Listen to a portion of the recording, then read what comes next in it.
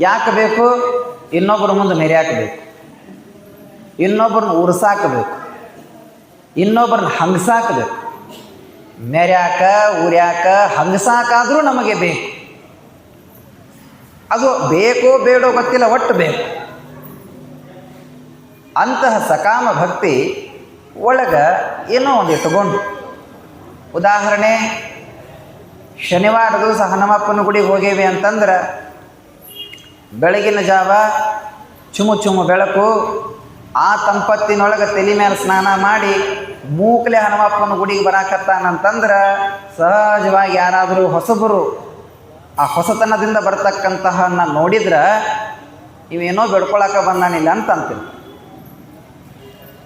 ಮೂಕತನ ಮುಗಿದು ಮಾತಾಡೋ ಕಾಲಕ್ಕೆ ಅವ ಬಂದ ಬಳಿಕ ಮತ್ತೇನೋ ಭಾಳ ದಿವಸ ನೋಡಾಕತ್ತೀನಿ, ಭಾಳ ವಾರ ನೋಡಾಕತ್ತೀನಿ, ಮೂಕಲೆ ಹನುಮಪ್ಪನ ಗುಡಿಗೆ ಬರಾಕತ್ತಿ, ಏನು ತೆಗದಿ ಅಂತದು ಅಂತಂದಾಗ, ಏನಿಲ್ಲ ಅಭಿನವ್ ಶ್ರೀಗಳಂತೆ ಪಂಚಾಂಗ ಕೇಳಕ್ಕೆ ಹೋಗಿದ್ದೆ, ಮತ್ತೊಂದು 5 ವಾರ ಹನುಮಪ್ಪಗೆ ನಡ್ಕೊಂಡು ನಿಮ್ಗೆ ನೌಕರಿ ಆಕೈತೆ ಅಂದ್ರೆ ಅದಕ್ಕೆ ಬರಾಕತ್ತೇನಿ ಅಂತಂದ.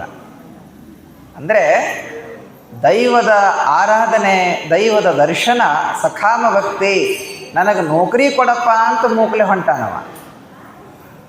ಇರಬೇಕು ವೃತ್ತಿ ಜೀವನದೊಳಗೆ ಉದ್ಯೋಗ, ಸಂಪಾದನೆ, ಗಳಿಕೆ ಇವೆಲ್ಲವೂ ಬೇಕೇ ಬೇಕು. ಕಾರಣ ಜೀವನ ನಡಿಬೇಕಲ್ಲ. ಆದರೆ ಆ ನಡೆಯುವ ಜೀವನದೊಳಗಡೆ ಭಗವಂತನ ಆರಾಧನೆ ಇರಬೇಕು. ಅದನ್ನು ಬಸವಣ್ಣ ಹೇಳಿದ, ಮಾಡುವಂತಿರಬೇಕು, ಮಾಡದಂತಿರಬೇಕು, ಮಾಡುವ ಮಾಟದಳು ತಾನಿಲ್ಲದಂತಿರಬೇಕು, ನೋಡುವಂತಿರಬೇಕು, ನೋಡದಂತಿರಬೇಕು, ನೋಡುವ ನೋಟದಳು ತಾನಿಲ್ಲದಂತಿರಬೇಕು. ಕೊನೆಗೆ ಭಕ್ತಿ ಬಗ್ಗೆ ಹೇಳ್ತಾನೆ, ಕೂಡಲ ಸಂಗಮ ದೇವನನ್ನ ನೆನೆಯುತ್ತಾ ನೆನೆಯುತ್ತಾ ನೆನೆಯುತ್ತಾ ನೆನೆಯದಂತಿರಬೇಕು, ಮಾಡಿಯೂ ಮಾಡಿಲ್ಲದಂತೆ, ನೋಡಿಯೂ ನೋಡಿಲ್ಲದಂತೆ, ಕಣ್ಣಿದ್ದು ಕುರುಡರಾಗುವ ಪರಿ. ಈ ಭಕ್ತಿ ಯಾವಾಗ ಈ ಹೃದಯದೊಳಗೆ ಅರಳುತ್ತದೆ, ಈ ಮನಸ್ಸಿನೊಳಗೆ ಮೂಡ್ತದೆ, ಯಾವಾಗ ಚಿತ್ತದ ಬುದ್ಧಿ ಜ್ಞಾನ ಅದು ಪ್ರಕಾಶಮಾನವಾಗಿ ಬೆಳಗುತ್ತದೆ, ಅವತ್ತು ಭಗವಂತನ ಆರಾಧನೆಗೆ ಬೆಳಕು ಮೂಡುತ್ತದೆ. ಈ ಚಿತ್ತ ವೃತ್ತಿಗಳನ್ನು ಎಳೆದು ಎಳೆದು ಎಳೆದು ಭಗವಂತನ ಚಿಂತನೆಯೊಂದಿಗೆ ಆತ್ಮಕ್ಕೆ ಜೋಡಿಸಬೇಕು ಅಂತಂದ್ರೆ ಅದೇನು ಒಂದೊಪ್ಪತ್ತಿನ ಕೆಲಸ ಅಲ್ಲ. ಕಾರಣ ಪ್ರಾರಬ್ಧ ಬೇಕದಕ್ಕೆ.